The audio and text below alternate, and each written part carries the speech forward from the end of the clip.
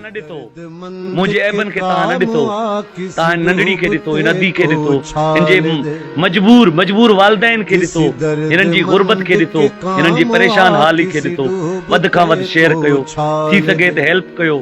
मां ही लाइव मुकम्मल करे उन इन अदड़ी जे वालिद मेहरबान जो या उनजे भाउ जो नंबर भी इन स्टेटस ते रखी छॾींदुसि, जंहिंखां जेतिरो थी सघे।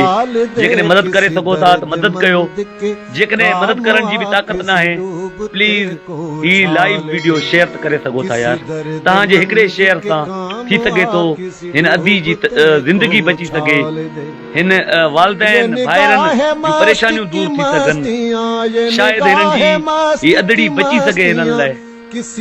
अचो त हिननि सां ॻाल्हि ॿोल कयूं था। काम आ किसी डूबते को छाल दे।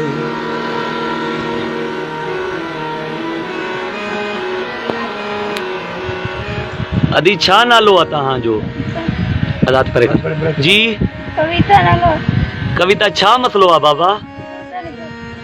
घणे अरसे खां गुर्दनि जी तकलीफ़ आहे? 4 साल थिया आहिनि। हाणे तकलीफ़ आहे? हाणे बि आहे। छा तकलीफ़ आहे अबू?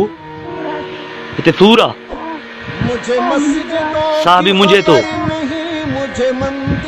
छा छा तव्हांजो चवणु आहे? कहिड़ो मुतालबो आहे? छा चाहियूं थियूं? जी तव्हांजी कोई मदद करे, इलाज कराए, ऑपरेशन कराए, जरूर तव्हांजी कोई न कोई मदद कंदो। इंसानियत अञा ज़िंदा आहे। इंशाअल्लाह तव्हां सेहतमंद थींदो। पोइ हिकु शर्त मुंहिंजी अथव, जॾहिं सेहतमंद थींदो पोइ वरी तव्हांखे लाइव कंदुमि। पोइ लाइव करण मूंखे ॾींदो? हा, पोइ जॾहिं सेहतमंद थींदो पोइ त मूंखे लाइव करण तव्हां न ॾींदो? ॾींदे? इंशाअल्लाह तूं ठीकु थींदे अदी। पोइ वरी तव्हां दुनिया खे ॾेखारींदुमि हीअ अदी कंहिं मसीहा जी मदद सां सेहतयाब थी आहे। अल्लाह करे तव्हां सेहतयाब थींदो। अल्लाह करे को मसीहा ज़रूर ईंदो। अल्लाह करे डीसी घोटकी नोटिस वठंदो। अल्लाह करे फौजी फर्टिलाइज़र भाण फैक्ट्री वारा ऑफिसर तव्हांजी मदद कंदा। अल्लाह करे माड़ी पेट्रोलियम वारा तव्हांजी मदद कंदा इंशाअल्लाह। अल्लाह करे तव्हां ठीकु थींदो। अॼु तव्हां परेशान न थियो। यकीनन कोई न कोई मसीहा, यकीनन अल्लाह कोई न कोई सबब तव्हांजे लाइ बणाए मोकिलींदो। तव्हां परेशान न थियो। तंग थी वई आहे? तव्हां इंशाअल्लाह जल्दी उथंदो। यकीनन ही लाइव वीडियो ॾिसी रहम त सभिनी खे ईंदो। यकीनन कोई न कोई ख़र्च कंदो। तव्हां ठीकु थींदो इंशाअल्लाह। तव्हां ठीकु थींदो इंशाअल्लाह। जल्दी मदद तव्हांजी थींदी। ही जेके सभई 200 जेके व्यूअर्स आहिनि दोस्तो, तव्हां प्लीज़ ही शेयर कयो। हाणे सां शेयर कयो।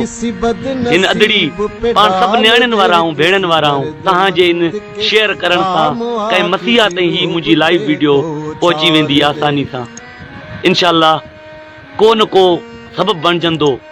यकीनन हिन अदी जी हयाती डिघी आहे। यकीनन ही जल्द सेहतयाब थींदी। तव्हांजो छा नालो आहे? महिरबानी। छा कंदा आहियो? जे मशीन ते बिठल आहे, चक्की ते मजदूरी कंदो। 40 साल नौकर आमलन उहे भी तव्हांजी मदद नथा करन? कंदा से बुध साथ वही कंदा। मोहम्मद अली चांडियो साहब के मां भी गुजारिश कयां तो ही तव्हांजो मजदूर आहे। अल्लाह तव्हांखे सभु कुझु ॾिनो आहे। तव्हां को जेका थी सघे तव्हां हिननि जी हेल्प कयो। दुनिया ऐं आख़िरत, आख़िरत खटो, दुनिया खटो, आख़िरत खटो। मां उन्हनि जो 40 साल नौकर आहे। उन्हनि जो कसूर कोन्हे। उन्हनि जी महिरबानी आहे जेकॾहिं तव्हांजी हेल्प करनि। अल्लाह उन्हनि खे सभु कुझु ॾिनो आहे। जेकॾहिं हू तव्हां ते 3 लाख रुपया ख़र्च कंदा, यकीनन उन्हनि खे हिते दुनिया में 3 करोड़ मिलंदा। चाचा ॿियो कंहिंखे तव्हां अपील कंदो?